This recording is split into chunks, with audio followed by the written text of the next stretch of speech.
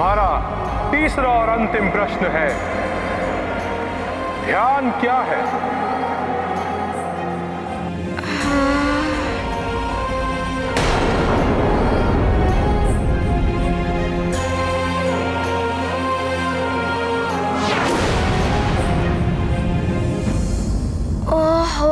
उत्तर तो समझ में ही नहीं आ रहा है, और ऊपर से ये द्वार, यदि ये खुल गया तो मुझे धुएं में परिवर्तित करके न जाने कहाँ उड़ा देगा।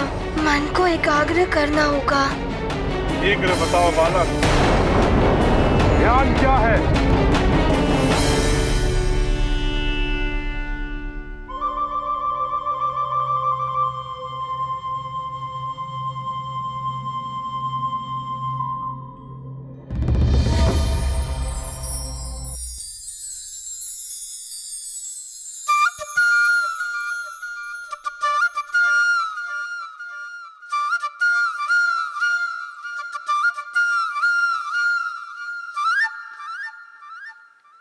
ये लो,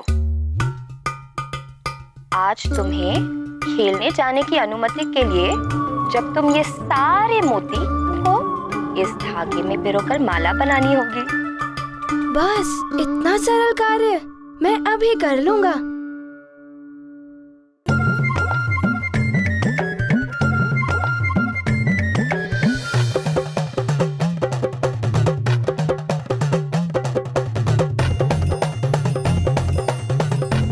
ये लीजिए माँ, मैंने पिरो दिया।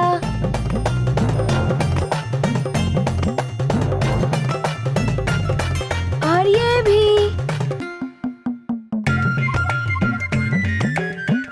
और ये। शीघ्रं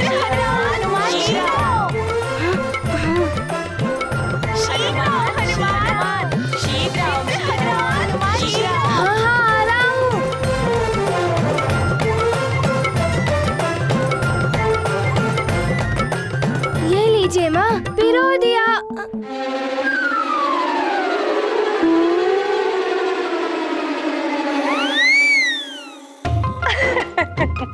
ये तो उधर ही लुढ़क गए।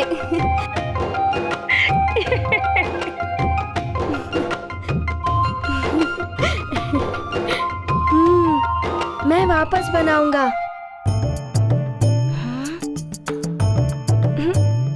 ओहो,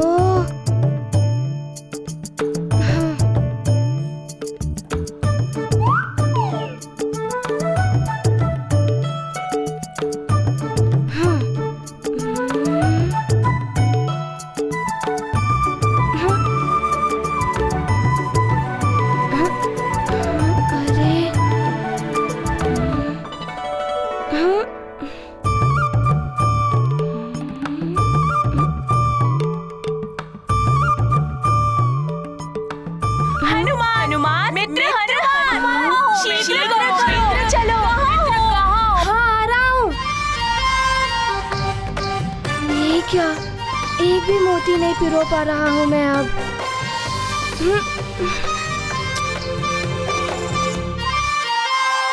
अब बस हो गया माँ, ये लीजिए, अब मुझे जाने दीजिए।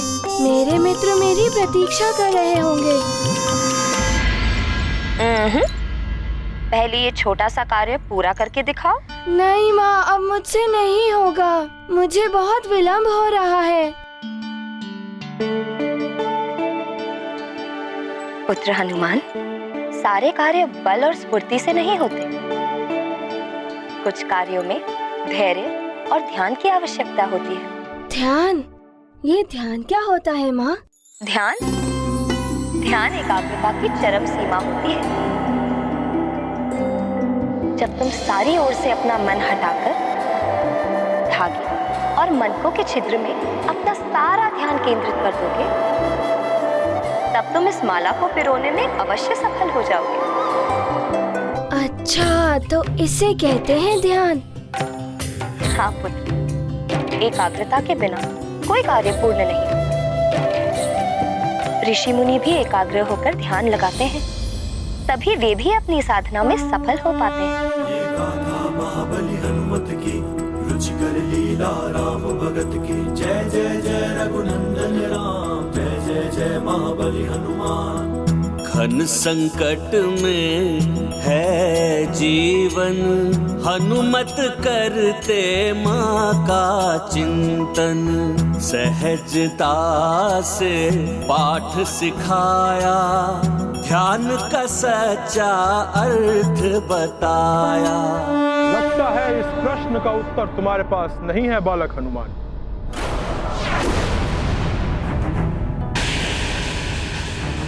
जब मन एकाग्र होकर समस्त इंद्रियों को एक ही लक्ष्य पर केंद्रित कर दे उसे ही कहते हैं ध्यान। उत्तम, अति उत्तम। सद्बुद्धि से जीती चुनौती माँ वचनों की अद्भुत शक्ति शिथिल पड़ गया धूम्र कवार खुला स्वर्ग का अंतिम द्वार। ये गाथा महाबली हनुमत की रुचिकर लीला राम भगत की जय जय जय रघुनंदन राम जय जय जय महाबली हनुमान जय जय जय रघुनंदन राम जय जय अरे वाह, ये तो सचमुच स्वप्न लोक जैसा लग रहा है।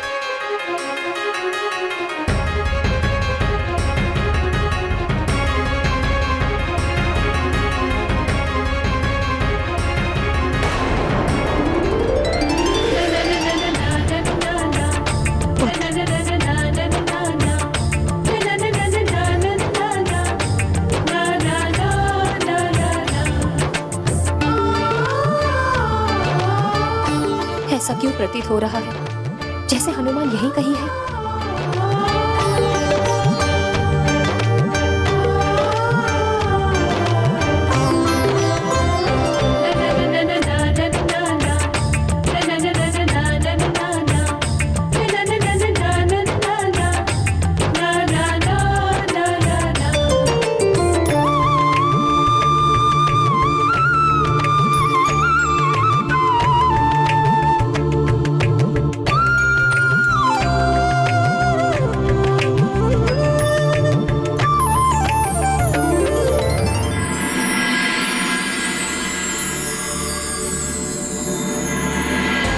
भ्रम है मेरा, सदैव उसी के ध्यान में खोई रहती हूँ ना।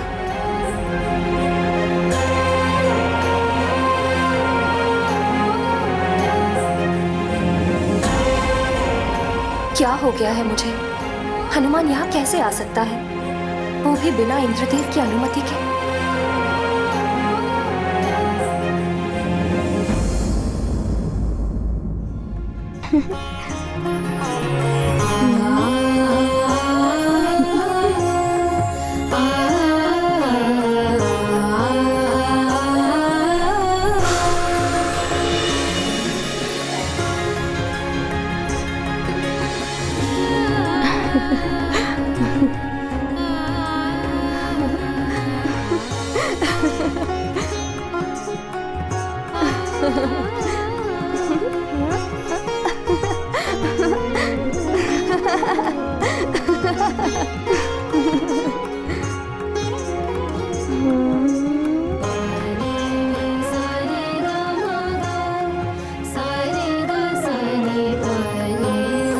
कितना सुंदर है, कितनी सुंदर सुंदर तितलियां और इंद्रधनुष भी।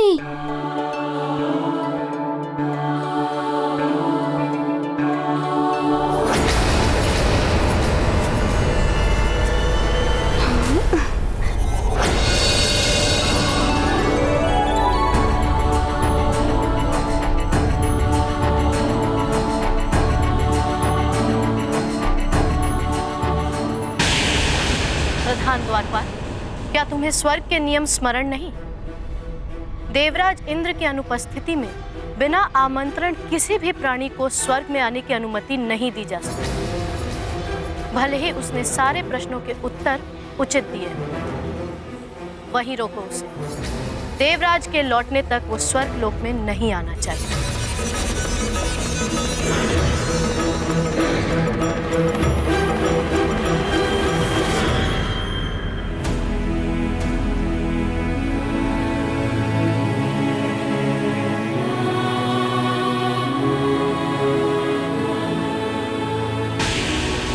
जाओ हनुमान।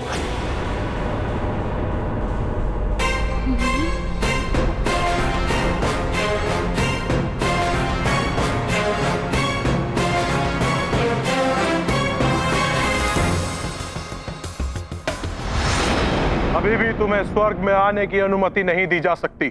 किंतु क्यों?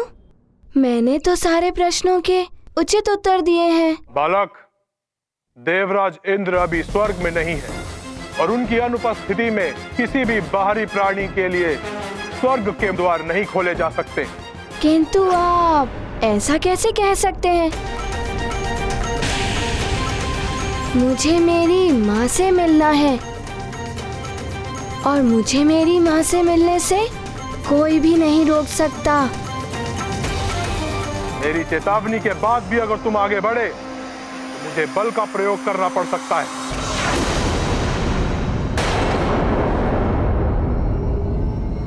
हमें तुम प्रहार करने पर विवश कर रहे हो हनुमान।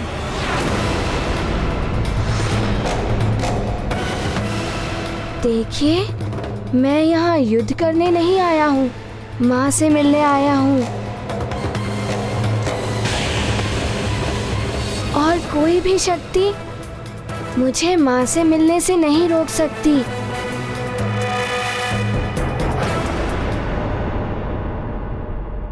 रुक जाओ।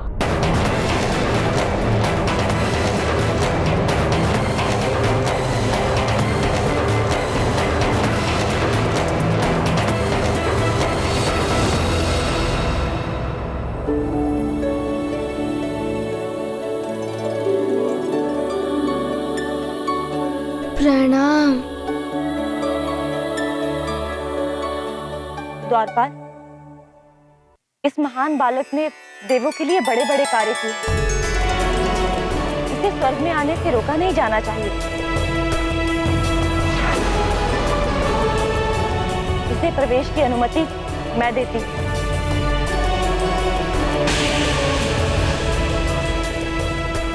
हनुमान, आओ पुत्र, स्वर्ग में तुम्हारा स्वागत है। धन्यवाद।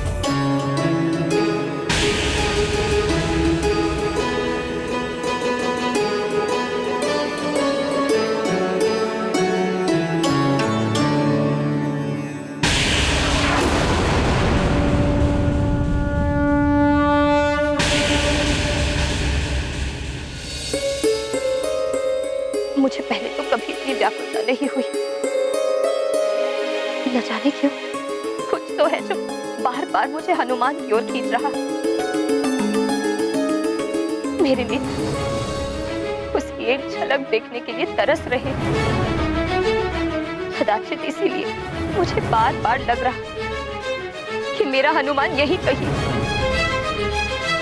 मेरे समीप ही है। तुमने बहुत ही उत्तम उत्तर दिए हनुमान। अच्छा द्वारपाल जी, क्या आप बता सकते हैं मेरी माता देवी अंजना कहाँ है? आओ हनुमान, मैं तुम्हें तुम्हारी माँ के पास ही लेकर जा रही हूँ। रुक जाइए महारानी शची।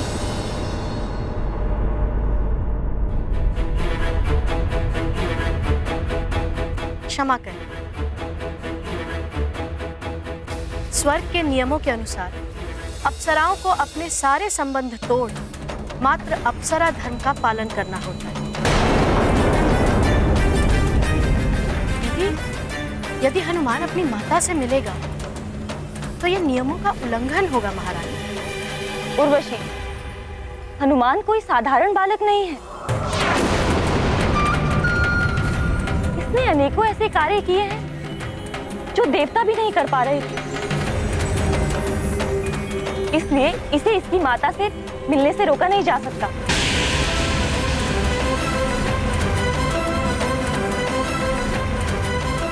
हनुमान कुछ भी कर ले, किंतु मैं इसे अंजना को यहाँ से नहीं ले जाने दूंगी।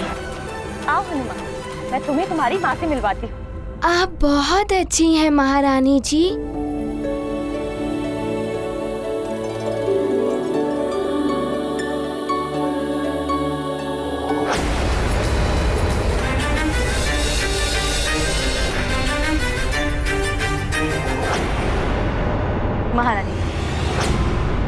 अप्सरा धाम की प्रमुख मैं हूं। इसलिए यदि हनुमान को अंजना से मिलवाना ही है तो ये कार्य आप मुझे सौंपो। मैं ले जाऊंगी हनुमान को अंजना के पास। ठीक है, तुम लेकर जाओ इसे इसकी माँ के पास।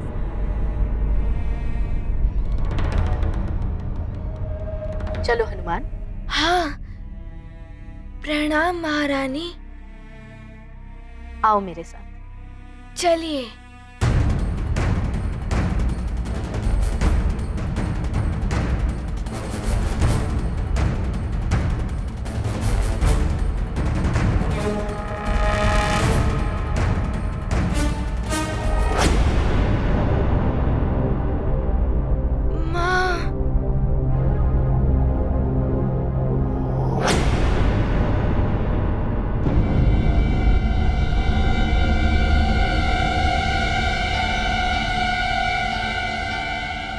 क्या माँ यहाँ भी है, वहाँ भी है और यहाँ पर भी। ये क्या है उर्वशी? तुम तो हनुमान को उसकी माँ से मिलवाने लाई थी ना? माँ से ही तो मिलवा रही हूँ महारानी। हनुमान की परीक्षा ले रही हो? इसका तुम्हें कोई अधिकार नहीं है।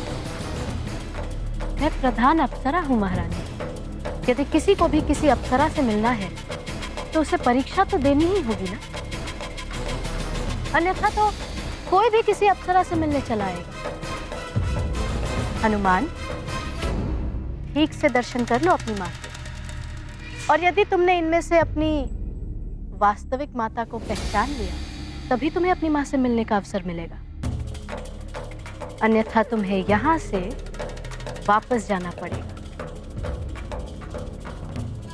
बोलो, स्वीकार है तुम्हें? मुझे तो वैसे भी हर क्षण हर ओर मेरी माँ ही दिखाई देती है। मैं अवश्य पहचान लूंगा उन्हें। ठीक, पहचान लो। यदि तुमने अपनी माँ को पहचानने में भूल की तो यह सिद्ध हो जाएगा कि तुम्हारा मातृ प्रेम मिथ्या है और तुम्हें अपनी माता की कोई आवश्यकता नहीं।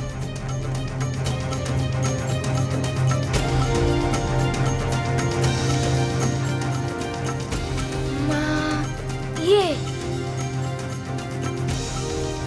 वो ये है माँ, ये वाली है।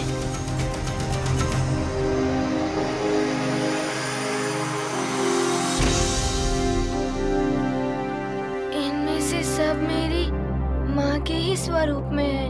अब कौन सी मेरी माँ है?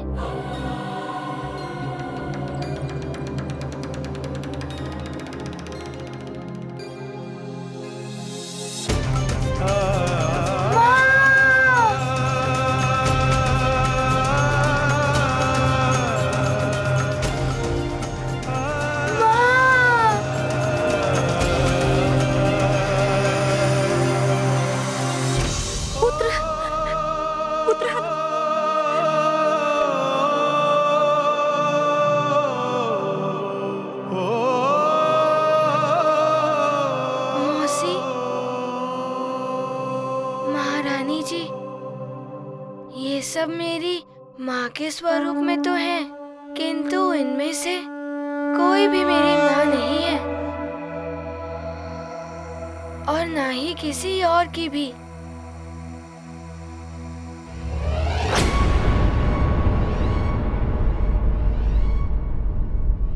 ये तुम कैसे कह सकते हो कि इनमें से कोई तुम्हारी माता नहीं?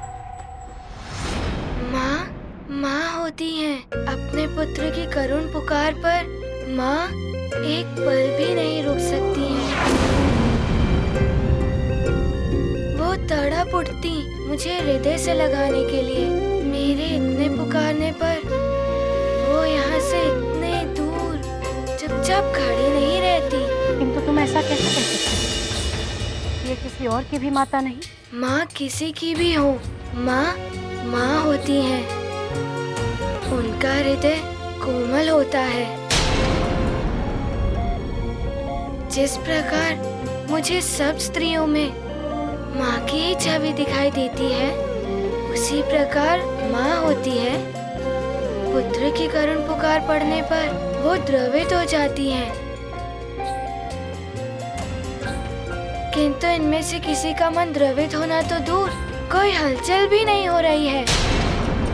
ये तो भाव शून्य ही रही, और माँ कभी भाव शून्य नहीं हो सकती।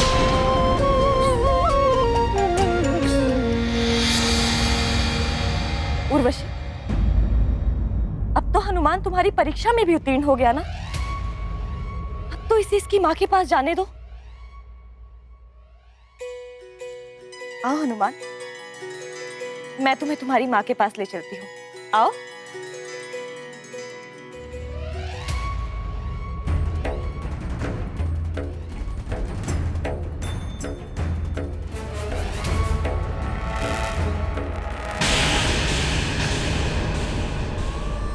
ये पद चलन की ध्वनि क्या मेरे पुत्र की है?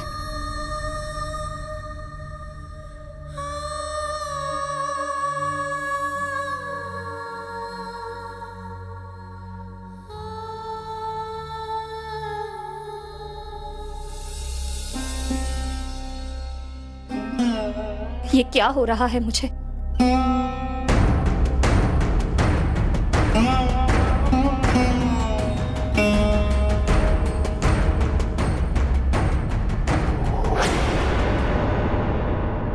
सेविका, मुझे ऐसा क्यों प्रतीत हो रहा है जैसे मेरा पुत्र हनुमान मेरे समीप ही कहीं है।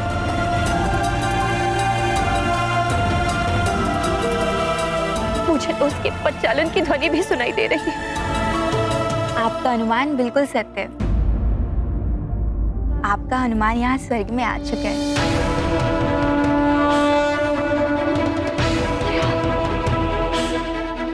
मेरा पुत्र यहाँ स्वर्ग में।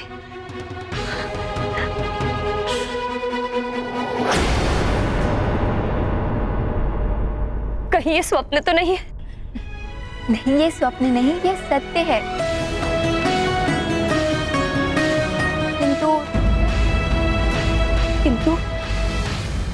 किंतु क्या?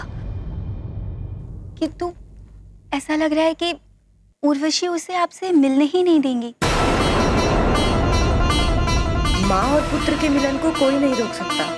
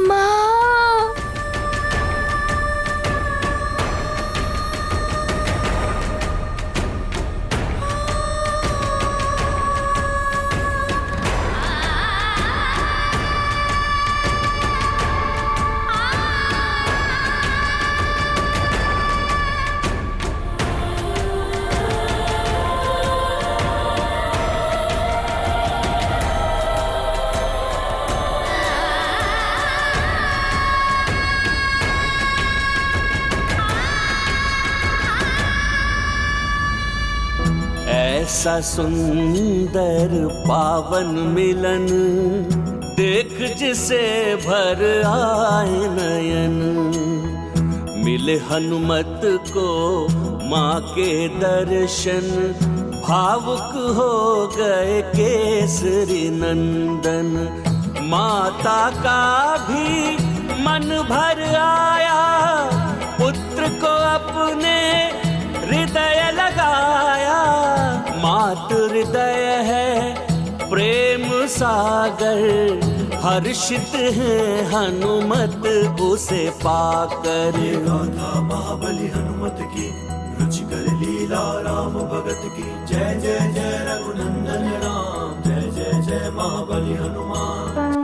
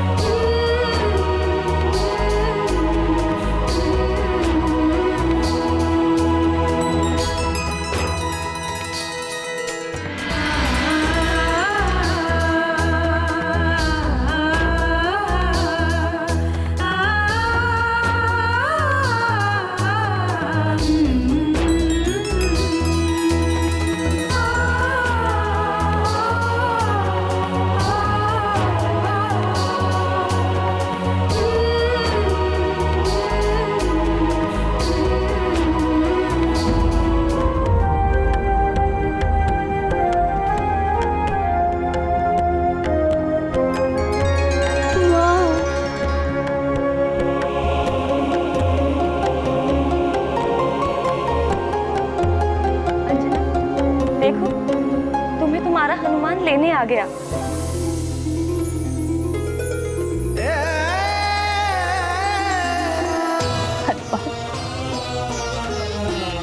मेरे पुत्र, कैसे हो तुम? तुम्हें बिना बताए नहीं आना चाहती, पर बता नहीं पाई।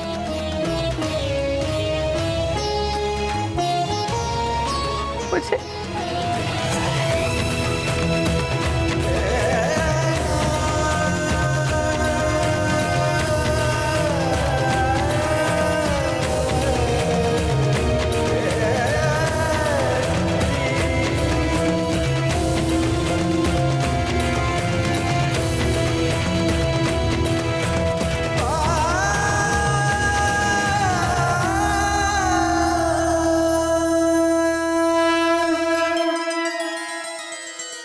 माँ, आप ऐसा मत कहिए।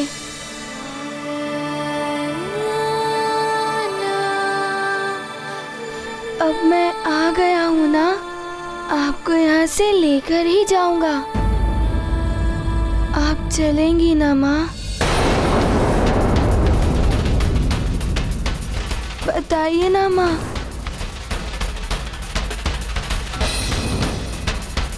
अंजना, तुम्हें ले जाने के लिए हनुमान यहाँ तक आ गया है।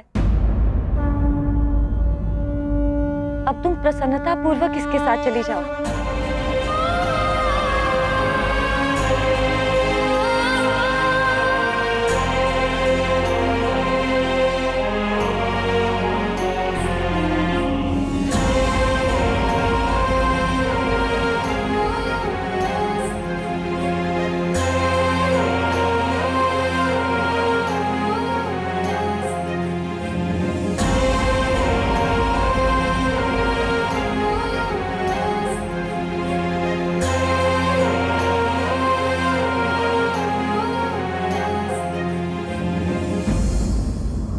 क्षमा करें महारानी,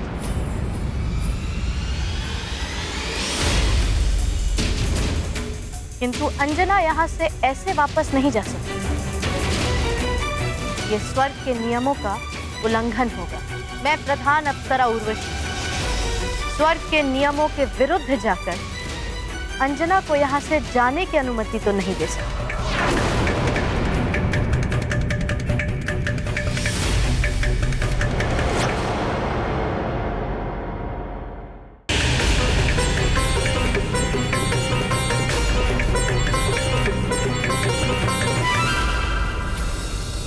ऐसा क्यों कह रही हैं मौसी जी? अनुमति दे दीजिए ना। आपकी ही अनुमति से मैं माँ को यहाँ से ले जाऊंगा। इसकी अनुमति मैं कभी नहीं दूंगी हनुमान। तुम ऐसा कैसे कर सकती हो उर्वशी? क्योंकि अंजना अंजना नहीं, पुंजिक स्थला है। स्वर्ग की अप्सरा जो श्राप से भी बंधी है और अप्सरा धर्म से भी। और अप्सरा धर्म के नियमों के विरुद्ध मैं किसी को नहीं जाने दूंगी।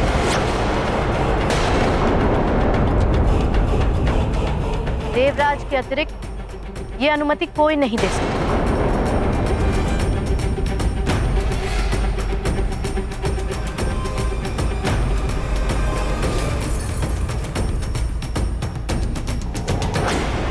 तो ठीक है, तो मैं देवराज इंद्र से ही अनुमति ले लूंगा। वे इस समय स्वर्ग लोक से बाहर गए हैं। कोई बात नहीं, मैं उनकी प्रतीक्षा कर लूंगा। जब वो वापस लौट कर आएंगे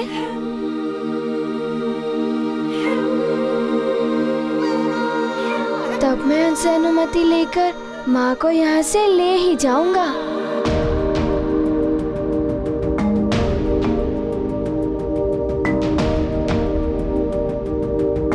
और तब तक मैं माँ के साथ ही रहूंगा।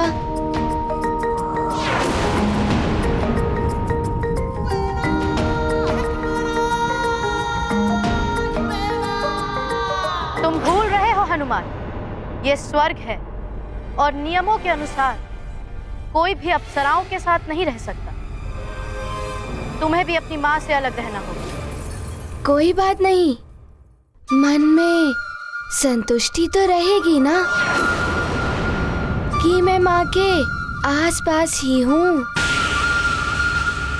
तो मैं कहीं भी रह लूंगा और कितने दिन भी रह लूंगा। कितने भी दिन? कितने भी दिन क्या? स्वर्ग की एक मर्यादा है। मृत्यु और सद्गति के बिना कोई भी मनुष्य यहाँ 5 दिन से अधिक नहीं रह सकता। तुम भी यहाँ 5 दिन से अधिक नहीं रह पाओगे। किंतु आप ऐसा क्यों कह रही हैं? यही नियम है। 5 दिन पश्चात स्वर्ग की अद्भुत दिव्य शक्तियाँ स्वतः ही तुम्हें यहाँ से बाहर निकाल देंगी।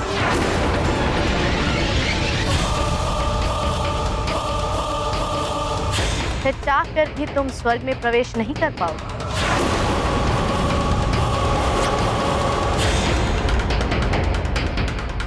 मौसी जी, 5 दिन भी कम नहीं होते। मैं इन 5 दिनों में देवराज से अनुमति लेकर माँ को अपने साथ लेकर अवश्य जाऊंगा।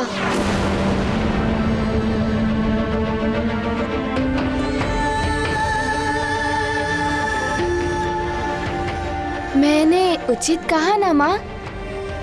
बताइए ना माँ, मैंने उचित कहा ना? इन 5 दिनों में मैं देवराज से अनुमति लेकर आपको यहाँ से ले ही जाऊंगा।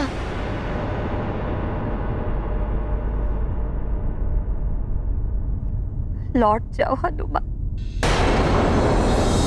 अब मेरा यहाँ से वापस जाना असंभव है।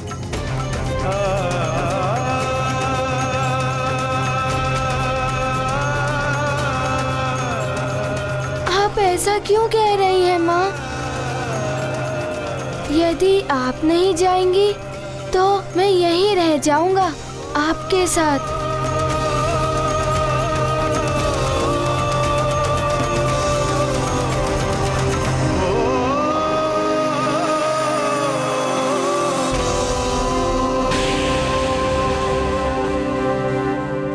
मैं तुम्हें पहले भी बता चुकी हूँ हनुमान, स्वर्ग में कोई भी बालक किसी अप्सरा के साथ नहीं रह सकता, भले ही वो बालक अप्सरा का पुत्र क्यों न हो।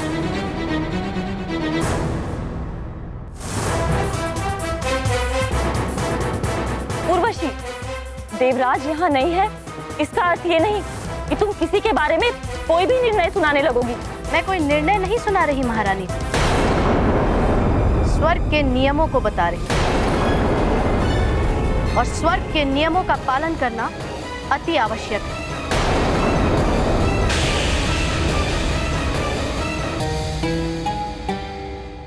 स्वर्ग में कोई भी बालक किसी अप्सरा के साथ नहीं रह सकता, भले ही वो बालक अप्सरा का पुत्र क्यों न हो।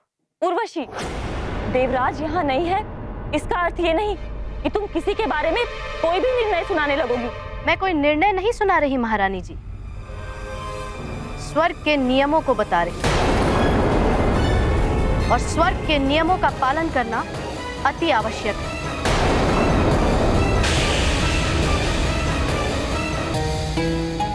ये बालक बिना आमंत्रण स्वर्गलोक में आया है।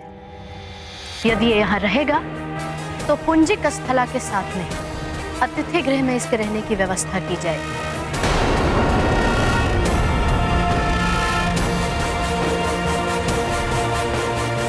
नहीं, मैं माँ के पास ही रहूंगा। माँ, मैं आपको छोड़कर नहीं जा सकता, मैं आपके बिना नहीं रह सकता। माँ, माँ, आप मौसी जी से कहिए ना, मैं आपके बिना नहीं रह सकता। हट मत करो खुद, तुम माँ के साथ नहीं रह सकते। नहीं, मैं आपके साथ ही रहूंगा।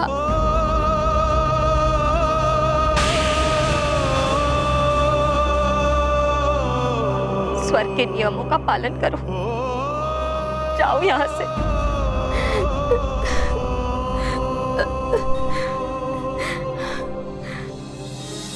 चलो मेरे साथ।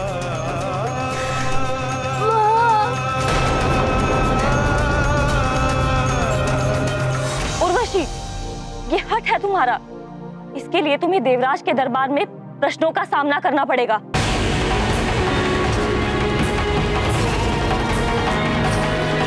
चलो। हनुमान,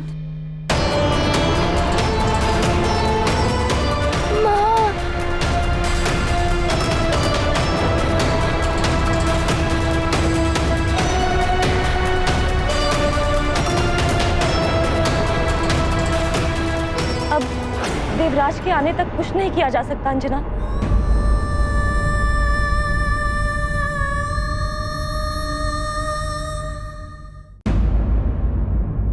नारायण नारायण। प्रणाम देवर्षि। कल्याण। क्या बात, आज आप बड़े प्रसन्न दिखाई दे रहे हैं। देवराज इंद्र स्वर्गलोक में आपकी कोई प्रतीक्षा कर रहा है। आप शीघ्र ही स्वर्गलोक पहुंचिए। स्वर्गलोक में प्रतिपल लोग मेरी प्रतीक्षा करते ही रहते हैं।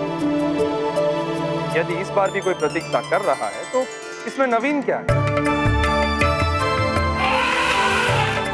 स्वर्गलोक में जो आपकी प्रतीक्षा कर रहा है, यदि आप उसके वास्तविक रूप को पहचान लेंगे तो आपका जीवन सफल हो जाएगा।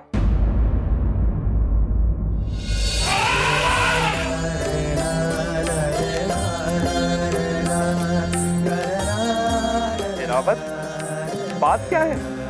तुम भी बड़े प्रसन्न दिखाई दे रहे हो।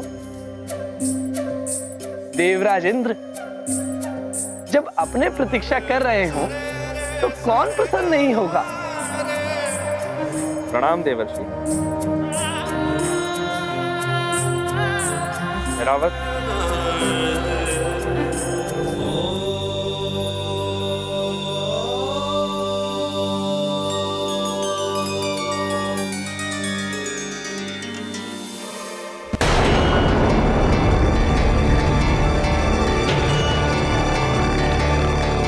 आज से अगले 5 दिनों तक तुम्हें यहीं रहना है। मौसी जी,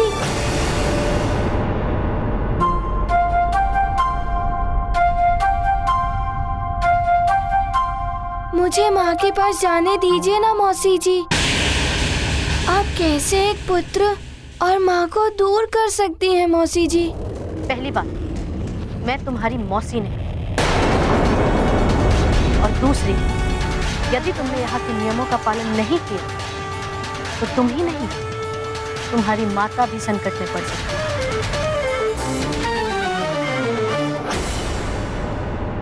अच्छा, तो ठीक है, आप मुझे इतना ही बता दीजिए कि देवराज कब लौटेंगे। मैं उनसे अनुमति लेकर शीघ्र ही सुमेरु लौट जाऊंगा।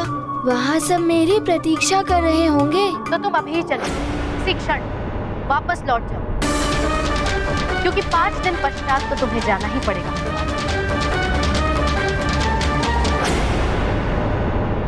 मैं तो देवराज की अनुमति से ही माँ को यहाँ से लेकर जाऊंगा।